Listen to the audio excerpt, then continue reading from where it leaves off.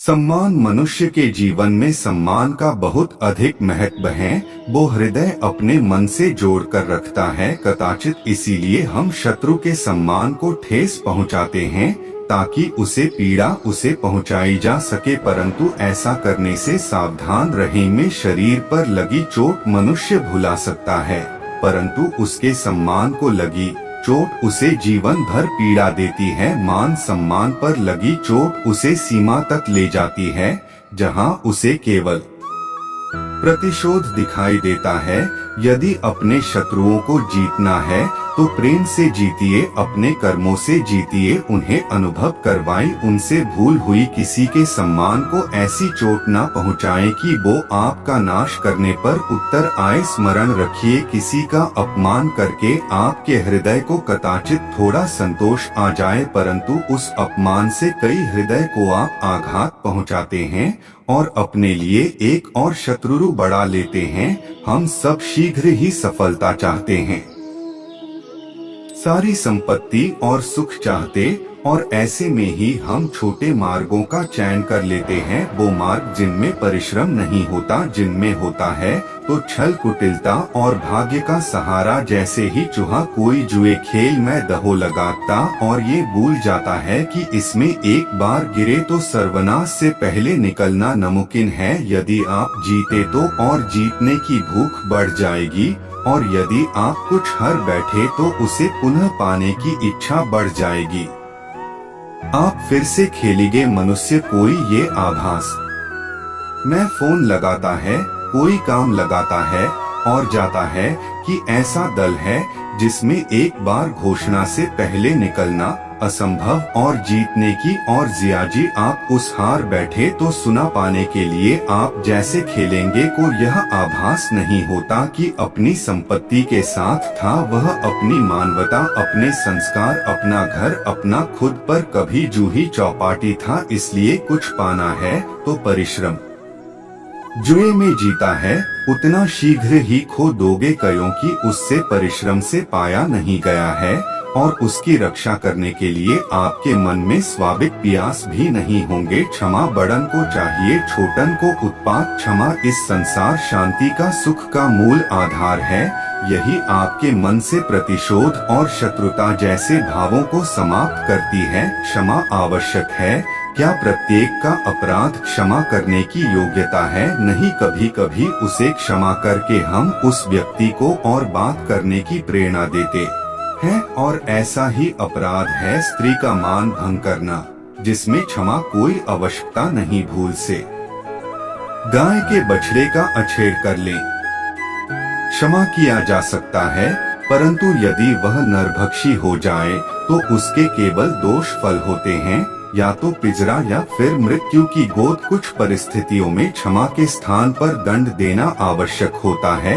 दंड का भय ही लोगों को अपराध करने से रोकता है। संसार में सबसे बड़ा क्या है? अभिमान और बाहुबल या विश्वास, और आप आस्था। निश्चित रूप से बाहुबल के महत्व को नकारा नहीं जा सकता। मनुष्य अपने बाहुबल से पर्वत को मैदान बना सकता, सागर सुखा सकता है, मरुस्थल में नदियां बहा सकता है, परंतु बाहुबल को सहारा होता है विश्वास का। यदि मन में विश्वास हो तो बाहुबल किसी काम का नहीं। वह कौन सा बल आकाश की ओर ताकते वो विश्वास तो है जिसके कारण वर्षा होती और दोनों की प्यास बुझती है। परंतु जब पाप के बाहुबल सामना कर्म के विश्वास से होता है तो बाहुबल हार जाता है और जीतता है, विश्वास विजय होती है।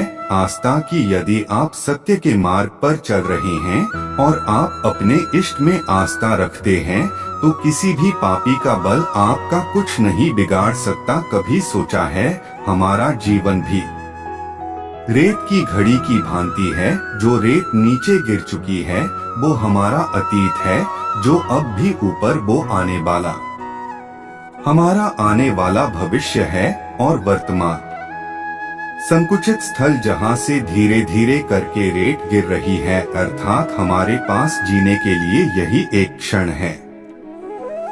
उसका उपयोग कैसे करना है वो हम पर निर्भर करता है। जो बीत गया उसका दुख मनाना है, या जो भविष्य में होने वाला है उसकी प्रतीक्षा में कीरोध करना है, तो सब कुछ करने के लिए यही क्षण प्रसन्न रहना है, तो यही उसके लिए भी यही एक पल है। प्रतीक्षा करते रहोगे तो यही पल भी भूतकाल में बदल जाएगा। इसलिए आनंद के लिए, परोपकार के लिए प्रतीक्षा ना कीजिए। आपके पास जो पल उनका भरपूर सदुपयोग कीजिए, क्योंकि जो इस घड़ी कोई पलटकर आप ऐसे समय अवश्य कर सकते हैं, परंतु अपना बीता हुआ समय वापस नहीं ला सकते। मनुष्य के जीवन संतान का बहुत महत्व है। उस संतान के लिए वो कितने कष्ट सहता है, उसे पलता है, और यही संतान संताप का बन जाए, क्या ये उनका दोष है? अधिकतर ये दोष हमारे लालन पालन का होता। बचपन में बालक के हठ को मानकर हमें आनंद की अनुभूति अवश्य होती थी, परंतु धीरे धीरे अपने बालक के हठों मानकर उसके हठ के दास हो जाते हैं।